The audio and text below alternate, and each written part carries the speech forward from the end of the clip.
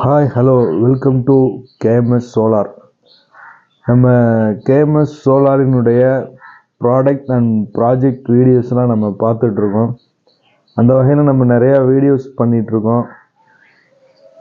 அந்த வகையில் பார்த்தீங்க அப்படின்னா ஒரு இன்வெர்ட்டர் ஆகட்டும், அதே போல் ஒரு கன்வெர்ட்டர் ஆகட்டும், இருக்கக்கூடிய அந்த ரெக்டிஃபையர் சர்க்கியூட், இப்போ நம்ம வீடுகளில் யூஸ் பண்ணக்கூடிய இன்வெர்ட்டர் ஆகட்டும், அதே மாதிரி சோலார் இன்வெர்ட்டர் ஆகட்டும், இப்படி எந்த மாதிரியான இன்வெர்ட்டர்ஸ்குள்ளேயும் இந்த ரெக்டிஃபையர் அப்படிங்கிற ஒரு சர்க்கியூட் இருக்கும். அதாவது அந்த ரெக்டிஃபையர் தான் நம்மளுக்கு ஏசியிலேருந்து நம்மளுக்கு டிசி அவுட்புட்டாக நம்மளுக்கு அதை கன்வெர்ட் பண்ணி கொடுக்கும். ஏன்னா நம்ம வீடுகளில் யூஸ் பண்ணக்கூடிய டிவி, அப்புறம் பார்த்திங்கன்னா எலக்ட்ரானிக்ஸ் ஐட்டம் எல்லாமே டிசியில் ஒர்க் ஆகக்கூடிய ஐட்டங்கள் தான். அந்த டிசியில் ஒர்க் ஆகக்கூடிய ஐட்டங்கள் எல்லாத்துக்குமே உங்களுக்கு உள்ளே வந்து ரெக்டிஃபையர் அப்படிங்கிற ஒரு சர்க்கியூட் வச்சுருப்பாங்க. அந்த ரெக்டிஃபையர் இல்லாமல் டிவி இருக்காது. நம்ம யூஸ் பண்ணக்கூடிய ஹோம் தியேட்டர்ஸ், இப்படி நம்ம என்னெல்லாம் எலக்ட்ரானிக்ஸ் ஐட்டம் யூஸ் பண்ணுறோமோ எல்லாத்துலேயுமே இந்த ரெக்டிஃபையர் அப்படிங்கிற ஐட்டம் இருக்கும்.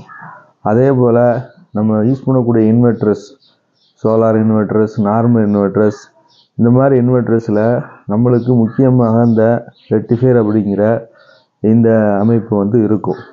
இந்த ரெக்டிஃபையர் தான் ஒரு இன்வெர்ட்டர் வந்து அந்த பேட்டரியை எப்படி சார்ஜிங் பண்ணுறது, எத்தனை வோல்டேஜில் இந்த பேட்டரி சார்ஜ் ஆகும், எத்தனை ஆம்ஸில் சார்ஜ் ஆகணும் அப்படிங்கிறத டிசைட் பண்ணும்.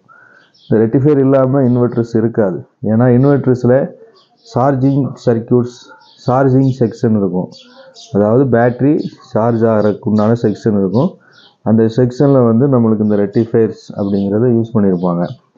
ரெக்டிஃபையர்ஸ் அப்படிங்கிறது ஒன்றும் கிடையாது, ஏசியிலேருந்து நம்மளுக்கு டிசி சப்ளையாக கன்வெர்ட் பண்ணக்கூடிய ஒரு அமைப்பு தான் நம்ம ரெக்டிஃபையர் அப்படிம்போம். இந்த ரெக்டிஃபையரில் என்னெல்லாம் யூஸ் பண்ணியிருப்பாங்க அப்படின்னா, ஒரு ஏசி டிரான்ஸ்ஃபார்மர் ஒன்று யூஸ் பண்ணியிருப்பாங்க. அதுக்கப்புறம் பார்த்தீங்கன்னா இது வந்து நம்ம இப்போ பார்க்கக்கூடிய ரெக்டிஃபையர் வந்து half wave rectifier, full wave rectifier இருக்குது. Full wave rectifier with bridge rectifier அப்படிம்பாங்க. இப்போ நம்ம பார்க்கக்கூடியது வந்து ஆஃப் வேவ் ரெக்டிஃபையர். இதில் வந்து பார்த்தீங்கன்னா ஸ்டெப் டவுன் டிரான்ஸ்ஃபார்மர் ஒன்று யூஸ் பண்ணியிருப்பாங்க. அதுக்கப்புறம் பார்த்தீங்கன்னா 2 டயோட்ஸ், அதாவது AC and DC diodes, 2 IN 4007 diodes use பண்ணியிருப்பாங்க. ஃபில்டர் கப் பர்பஸுக்காக வேண்டி ஒரு கெப்பாசிட்டர் ஒன்று யூஸ் பண்ணியிருப்பாங்க. இவ்வளோதான் இந்த ரெக்டிஃபையர் சர்க்கியூட்டில் இருக்கக்கூடிய விஷயங்கள்.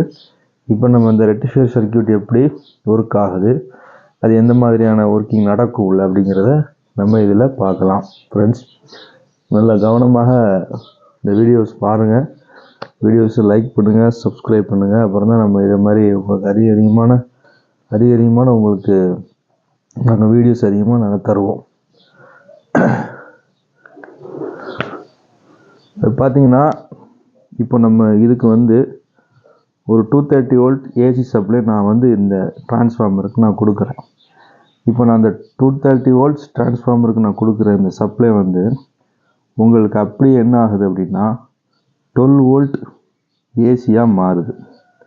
230 வோல்ட் ஏசி உங்களுக்கு 12 வோல்ட் ஏசியாக நான் வைண்டிங் மூலயமா ஸ்டெப் டவுன் பண்ணி இந்த 12 வோல்ட் ஏசியாக நான் அதை மாற்றுறேன். இந்த 12 வோல்ட் ஏசி தான் நம்மளுக்கு இந்த 2 டயோடு வழியாக போகும்பொழுது சுவிட்சிங் பர்பஸ் நடக்கும்.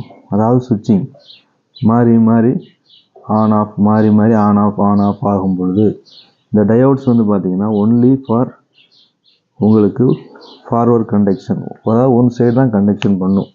Forward conduction only one side, ரிவர்ஸில் கண்டக்ஷன் ஆகாது. அதனால் இது வந்து பிஎன் ஜங்ஷன் டயோடு அப்படிமோ. இதுக்கப்புறம் நெக்ஸ்ட் லெவல் வரும்போது உங்களுக்கு Zener diode, 2 double side conduction ஆகக்கூடிய ஜீனர் டயோடு இருக்குது. ஆனால் இந்த டயோட்ஸ் பார்த்திங்கன்னா உங்களுக்கு ஃபார்வர்டில் மட்டும்தான் கண்டக்ஷன் ஆகும். அதனால தான் நம்ம இந்த டயோடு இப்படி எடுத்துருக்கோம், இந்த டயோடு இப்படி எடுத்துருக்கோம். இப்போ இந்த டயோடு வழியாக போகும்பொழுது உங்களுக்கு சுவிட்சிங் பர்பஸ் நடக்குது. எப்படி சுவிட்சிங் பர்பஸ் நடக்குது அப்படின்னா ஆன் ஆஃப் ஆகும்போது உங்களுக்கு இந்த 12 வோல்ட் ஏசி சப்ளை வந்து அப்படியே உங்களுக்கு டிசியாக மாறுது. இந்த டிசி சர்க்கியூட் ஆனது, இந்த டிசி சப்ளை ஆனது உங்களுக்கு சில ஃப்ளக்சுவேஷன் இருக்கும். இந்த ஃப்ளக்சுவேஷன் அதாவது நாய்ஸ் இருக்கும், அந்த நாய்ஸை தான் இந்த கெப்பாசிட்டர் நம்மளுக்கு ஃபில்ட்ரு பண்ணி பியூர் டிசி 12 வோல்ட் பியூர் டிசியாக நம்மளுக்கு கொடுக்குது. இதை நம்ம பேட்ரி சார்ஜிங் பண்ணிக்கலாம். அதே போல் அடாப்டருக்கும் இந்த சர்க்யூட் தான் வரும். இந்த சர்க்யூட்டுடைய ப்ராடக்ட், அதாவது இந்த சர்க்யூட்டுடைய உங்களுக்கு ப்ராஜெக்ட் டெமோ நம்ம காட்டுவோம். கொஞ்ச நாளில் நம்ம ப்ராஜெக்ட் டெமோ காட்டலாம்.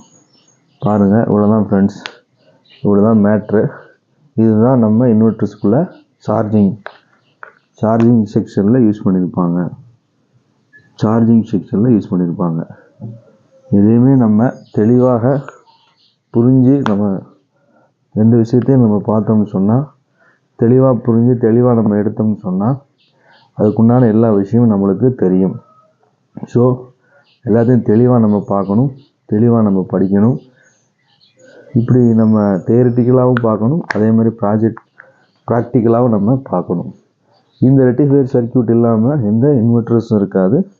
அதே போல் எந்த பேட்ரி சார்ஜிங் ஆகட்டும், இப்போ நான் ஒரு சோலார் பேனல் வச்சு ஒரு பேட்டரியை சார்ஜ் பண்ண போகிறேன் அப்படின்னா உங்களுக்கு இந்த சர்க்யூட் வேணும். அதே நீங்கள் டிரான்ஸ்ஃபார்மருக்கு பதிலாக நீங்கள் சோலார் பேனலை வச்சு நீங்கள் சார்ஜ் பண்ணிக்கலாம், அப்படியே நான் டிசியாக மாற்றலாம். அதுக்கு அங்கே உங்களுக்கு ரெக்டிஃபையர் வேணும். ஏன்னா நம்ம யூஸ் பண்ணக்கூடிய இப்போ டிசி மெட்டீரியல்ஸ் நிறையா வந்துடுச்சு. அதனால் சோலார் பேனலை நம்ம டைரெக்டாக நம்ம பண்ணலாம். எனக்கு ஏசி தேவைப்படுற இடங்களில் நம்ம இந்த மாதிரி தான் ரெக்டிஃபையர்ஸ் யூஸ் பண்ணி ஆகணும், தேவை இருக்கிறது. வீடியோ பிடிச்சிருந்தா லைக் அண்ட் சப்ஸ்கிரைப் பண்ணுங்கள். அதிகமாக நம்மளுடைய சேனலுக்கு சப்ஸ்கிரைப் பண்ணுங்கள். அப்படி தான் நாங்கள் உங்களுக்கு அதிகமான வீடியோஸ்கள் தர முடியும். Thank you friends.